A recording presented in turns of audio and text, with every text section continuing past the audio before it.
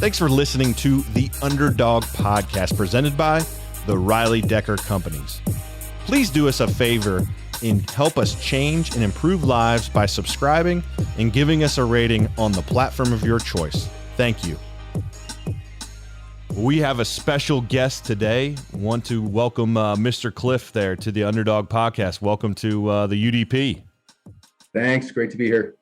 Yeah, so super excited to get into your story and try to figure out how to enter, but maybe this is the appropriate way. You went from being, your elite swimmer, diver, from Olympic hopeful. I know you're going to the University of Kentucky, not too far from our neck of the woods here in Ohio, and then going to a near-death experience, not being able to potentially walk again, and many different things that we'll get into. But I think that in itself is a tremendous adversity that you're going to talk about. And for the Underdog audience here, it's definitely a story I think you guys are going to really engage with, understand, and drive some inspiration around it. So let's dive right into, your early years of being an elite swimmer, prodigy, as I have down here, coming out of high school and then going to the University of Kentucky, and then we'll build up to some of the major events that happened. Sure. Well, so my diving story starts back when I was about 4 years old. And I kept on wanting to go over to the diving pool, but my parents wouldn't let me because they didn't know how to swim yet. So I learned how to swim just so I could get over onto the diving board. And so I was so motivated to swim. I was so excited. I'm like, I want to get over there, jump off that diving board like my big brothers and my sisters were. And so I learned how to swim, and then I started diving in our little community pool, and they had one of these little basically summer league programs where you could do diving and swimming, and I just loved it. And throughout every summer, what I would do is I'd go and dive, and then I found out one year going into freshman in high school that we had a diving team at our high school, and I thought, oh, that would be perfect. But I didn't know any of the technical dives. I just kind of messed around, and but I had my coach there, Coach Young, and he kind of taught me all the basics. And by my sophomore year, I was doing really well, and by my junior year, I was ranked in the top 30 in the country. So that's how I kind of started off and got into diving. And it's a fantastic sport. It's just so much fun because you're in the water and you're bouncing and jumping and spinning. It's acrobatic, it's gymnastics, it's swimming, and it's a great sport. And luckily we had a nice indoor pool, so it worked out well. I realized, and I went to Miami University in Oxford, Ohio, and they have a big indoor pool. And I realized real quickly, I played football there. It wasn't very good, but we would go in camp and mini camp, we would go over to the pool as a breakaway. And I realized myself and many of my teammates we would try to go up and dive and do flips, and it was ugly, man. I realized it takes a lot of athletic ability and coordination. And like you said, it's an unbelievable skill set. And I love watching the Olympics. I think that's always a time to kind of focus on different things and just swimming and diving in general. But man, you're right. I mean, that ability to do what you did, and those that watched film on you when you were doing it, obviously you did at the highest level. And you even said, you're quoted here, with my increasing skills and the rate at which I was improving, you thought you had a legitimate chance of getting to the Olympics. And then you noticed, and you said, my shoulder was becoming noticeably weaker and weaker. I was struggling. And, you also continue to say, it took me a while to realize my diving career was done. I set goals that kept getting smaller and smaller. I won't go to the Olympics, but I'll win a national championship. And then later I won't win a national championship, but I'll just dive. Finally, it became, I'm just going to dive every year on my birthday. And talking about now the event, right? You go into surgery which revealed that you had a 6-inch tumor pressing on your spinal cord. Can you now go into that significant event, into the adversity we have, kind of alluded to? Sure. Well, yeah, like you said, and what was on the video there, they found this large tumor in my spinal column, pressing up against my spinal cord. And it was about 6 inches long, starting at the base of my brainstem, going down to, kind of the middle of my shoulder blades. And so it's called a ganglioglioma. It's a very slow growing tumor. And I was lucky in one way because it was in the spinal column and it gets very little blood. So the chance of it spreading was small. But the location was, of course, very dangerous because it is at the base of your brainstem, which affects all your autonomic system, where heart rate, breathing, all of that stuff is dependent on that brainstem. And so when they removed it, they had to go into a very delicate area. And I had a fantastic surgeon named Dr. Epstein. And it was a 13-hour surgery. And I remember right before I was going to get the anesthesia, I said, "Hey, tell me when it's going to happen." And he said, "Okay." And then right there, I felt this wash of drugs come over me, and I was just out. And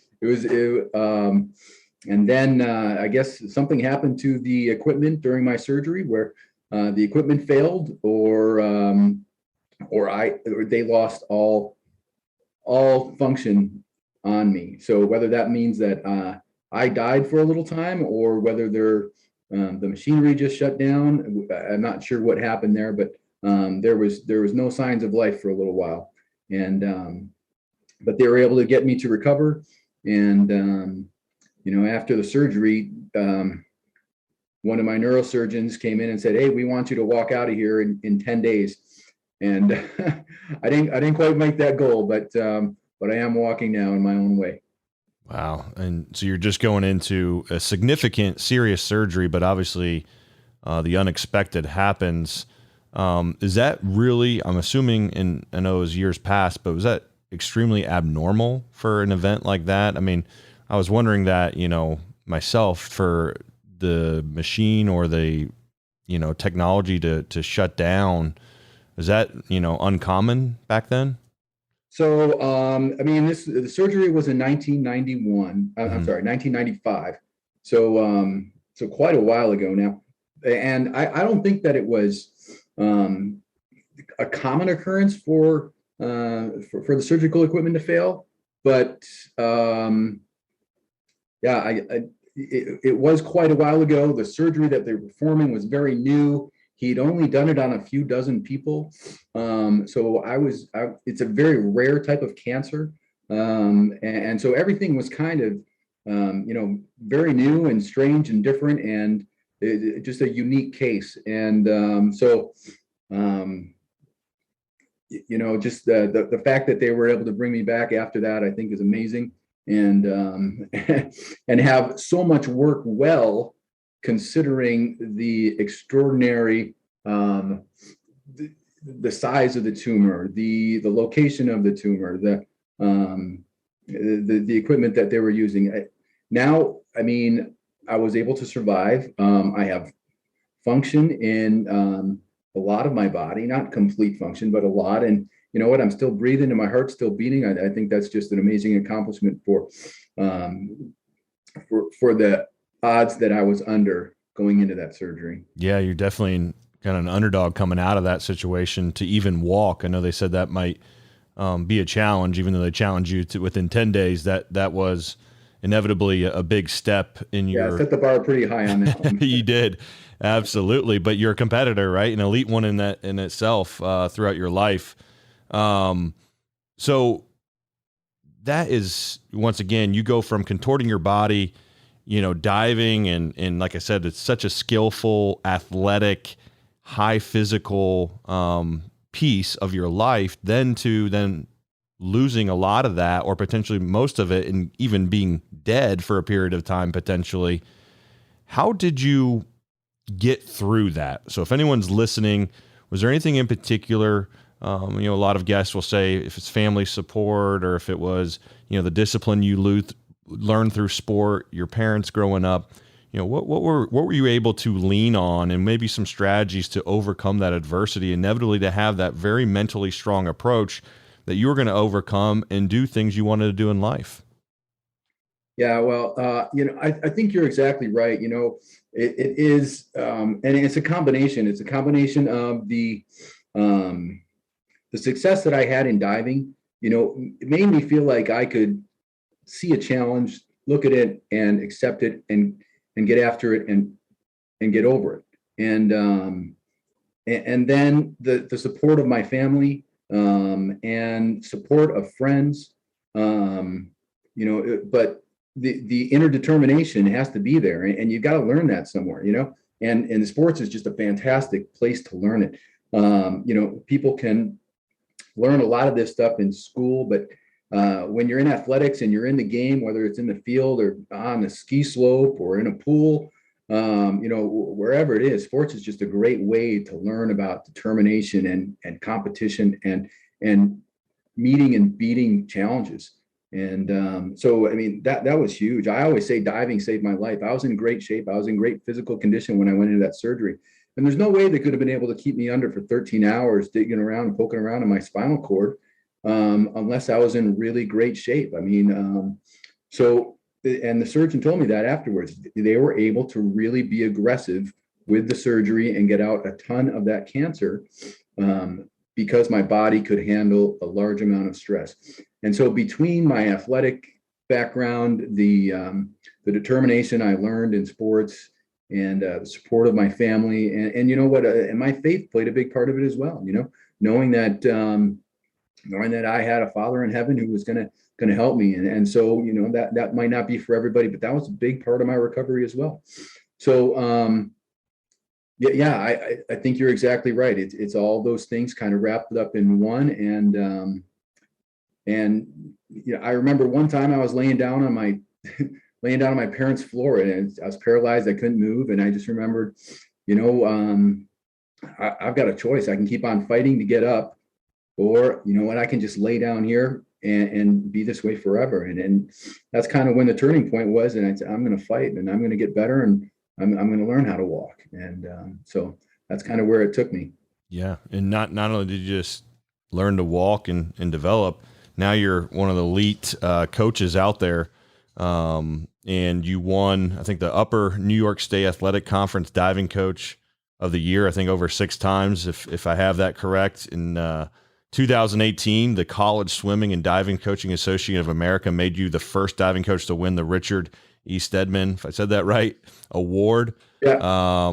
You backtracking a little bit in your career, going in 2006, before you got those awards, you started the Upstate New York Diving Club at RIT, and I see you rocking the hat. Love to see that there. So can you kind of tell us, like you said, going from your parents' floor, being paralyzed there, and then getting up, and now you're one of the most elite coaches out there?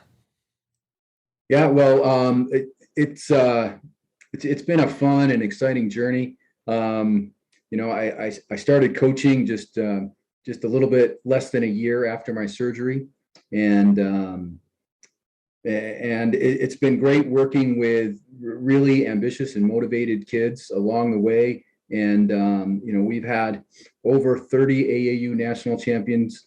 We've had a USA Diving national champion, USA Diving Olympic trials finalists, finishing just out of the spots to get to the Olympics. And so it really has been fun, and it's been motivating. And I think a lot of times I bite off more than I can chew. So I'm coaching for 6, 8, and then I'm 6, 8 hours a day, and then working at home 3, 4 hours, sometimes 15, 16-hour days. So it's part of what I am and what I do. Is I love to see what I can do and to challenge myself, and to find out what the next step is. And I'm one of only a handful of coaches that have been to national championships in 3 different areas, between USA Diving, AAU nationals, and NCAA nationals. And so and I really think that has a lot to do with me just consistently looking for what the next challenge is. What's the next step for me to step up? Yeah, you're always competing, no finish line or the best is ahead, whatever phrase you want to have, but you have that optimism to compete and to continue to push forward to make an impact in this world. And you're doing just that. Wanted to sit on a date and talk about what it means to you. And I watched this video, man, I would say 5 times. Every time I just loved, the whole production of it, showing this day or leading up to this day. It was on October 30th, 2018, a couple years ago, which is your birthday. Can you talk through what you did that day? Sure. Well, I mean, I got up in the morning and, got my daughter ready for school, and we got her on the bus, and then headed over to RIT, got set up for a few different practices, and then that was the day for my birthday dive. And so every year I climb up that ladder and do a dive off a 3-meter board. And it's funny because the way the 3-meter board is, it's a little bit higher, and I actually don't have to do as much. Just I can kind of tip over and fall in, and so it works out pretty well. And the year before that, actually, I have my son or someone else walk out to the end with me. The year before that, I actually fell back, and I didn't quite have and he caught me on my way falling back, and I just thought it was a great catch. And so that video has been up on Facebook for a while, and it's got over 250 million views. Yeah, that day in 2018, and the whole ESPN crew was there, and it was great. A lot of fun. The whole RIT team was cheering me on, and I've got a great group of lifeguards that swims down, pulls me right out, and gets me to the side. So fun and exciting, and I love the feel of the water, and smelling that chlorine all over your body again just makes me feel great. It brings back all the fun memories of being diving in practice and in competition. Yeah, when you I know it's only just like a half second till you hit the water. I think that's what you said. Is that half second? Does it just bring that exhilarating feeling back to what you did so many times before? It really does.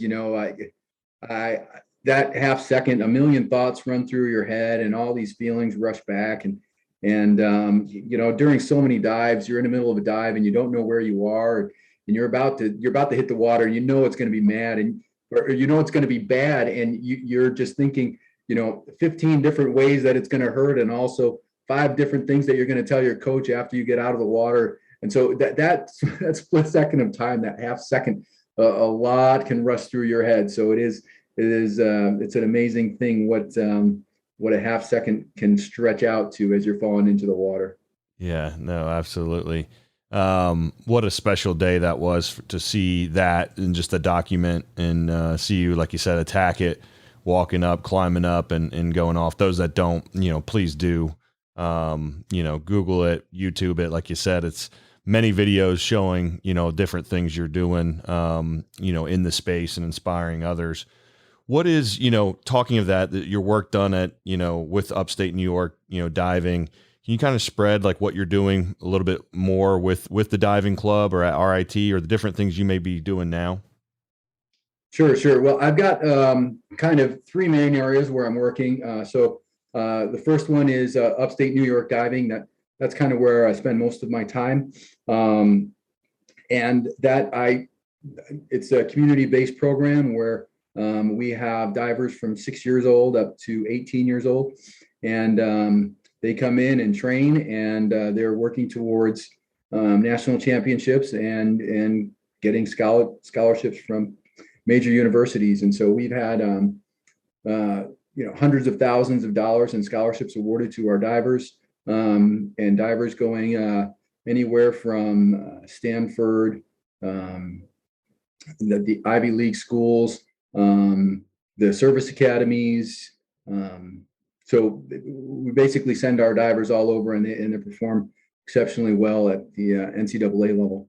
And also they prepare for national championships with USA Diving and AAU Diving. AAU Diving is a developmental arm of diving, and they do really great work and have great championships for these younger divers. So it's a lot of fun working with them. And the second area is RIT, where I do the NCAA team. And this year I have 9 divers on our team, and we have 2 that are qualified to go to the regional championship. And then from there, they're able to qualify for nationals. So this year is really exciting. We've got a great team. And so I'm consistently recruiting for that and also training between 2 and 4 hours a day with that team. And then I'm also the CEO of the Professional Diving Coaches Association. So what that is we're trying to bring more training opportunities to diving coaches so that they can expand their diving clubs and get more education. It's a really great organization, and we're growing and offering a large video library as well as a directory so that people can contact and connect with each other and share ideas and be able to learn and train more about how to teach divers at a high level. That's great. I have to ask the jumping, like I've seen on like ESPN, like those Red Bull jumps or whatever, like the cliff diving. Yeah. Do you know anybody in that's come from, your network? Cause I watched that on ESPN, and I watch it. I'm like, dude, this is nuts. Like, I don't even know how they do it. And so I didn't know. I had to ask you. Well, like you said, just diving alone is a very specific skill set, but you've got to be, have a special kind of character to be able to go up on those 27-meter platforms and diving into the open water. I've never dove off of anything that high, and I can't even imagine what it would be like. But they do some incredible things and just amazing athletes. Dave Kulturi, I followed him for quite a while, and there's a few others which I know of. I don't know any of those cliff divers personally. One of my divers is getting ready. He's a high diver, but hasn't gotten on the cliff diving circuit with Red Bull yet. Hopefully that works out for him. But Scott Lazaroff is on his way working towards that. So hopefully he'll be able to get on. Yeah, so help me out. I'm not good with math, and those that listening will laugh. But 27 meters, how many feet is that? What is the meters? So it's roughly. It's close to. It's a little bit, or it's right around 85 feet. Whew. So, it's a long way up. Yeah, that is, holy cow. Thinking about 8 or 9, stairwells up 80, 90 feet looking down. Oh boy. How do you even, like when you train, even if it's a couple meters up, like how do you, do you just start low and then you just work your way up, like gradually up to the 80 or 90 feet if you're those guys? Like, how do you even just get to higher levels of diving? Yeah, that's basically what it is. You start really small. I mean, when we start with our younger ones, we start with the side of the pool, just jumping off the side of the pool. Then we work our way up, and then 1 meter is about 3 feet, 3.5 feet. And then we go up into the 5, 7, and 10 meter platforms. And a lot of the skills you learn, just the basic things at the beginning, how you place your feet and your hands when you're going in the water, all that stuff transfers over. And then as you get a sense of the timing and the amount of drop, you can adjust your rotation for that. But again, the impact is so hard when you get up on 10 meter and above. It's just incredibly hard. One good miss and you are going to be seriously injured. I mean, these guys, they are incredibly precise to be able to get those dives around with the amount of rotations they're doing on the Cliff Bowl Tour. Just incredible athletes. 10 meter where they're doing the Olympics is one level, but again, that cliff diving is that is an amazing sport. Yeah. I'll have to check out your new training videos. See if you have out of shape dad videos to help me dive off the side of my pool at my house. I'll have to see if you got any dad bod recommendations. I definitely can't rock a Speedo or a tight bathing suit, that's for sure. But I'm trying. I'm getting there. I've lost a couple lbs, and I was looking at those videos. We'll get you on a good ab workout. We'll get you going. Yeah, no problem there. Yeah, no doubt. Well, really, really appreciate your time, sharing your journey, everything you've overcome, and, to watch, once again, everything that you're doing and you're going to continue to do. You're an inspiration. Your work ethic is second to none. what you're doing for your industry in the diving space and for young and even older folks is very admirable. And thank you for doing that for really a lot of folks. So is there anything else as we conclude anyway, for those that are listening to also engage on Twitter, Facebook, Instagram, on any social handles that they can follow you? Sure. Yeah. They can follow me on Twitter, Facebook, at Cliff Devries for Twitter. Facebook is just Cliff Devries. And then, Instagram, we're at Upstate Diving. And, I'll be having my book coming out pretty soon. So have a look out for that. It'll be Cliff Diving book. And so it'll be me, Cliff, not actually off of a cliff, but that'll be the book that's coming out here soon. So keep an eye out for that. Yeah, it's fantastic. So Cliff Diving is the name of it. And when's it tentatively supposed to be released? It's probably early next year. So we still got a little while, got a lot of cleaning up to do, but it will be out. Fantastic. Well, we'll look for it. And when we know it's out, we'll definitely post ourselves. And once again, thank you, Cliff. Appreciate your time today, and look forward to watching you. And I believe the best is ahead for you. Great. Thank you so much. Appreciate it. Thanks for listening to the Underdog Podcast. Please subscribe and rate our podcast on the Apple and Google podcast apps. See you next week on the UDP.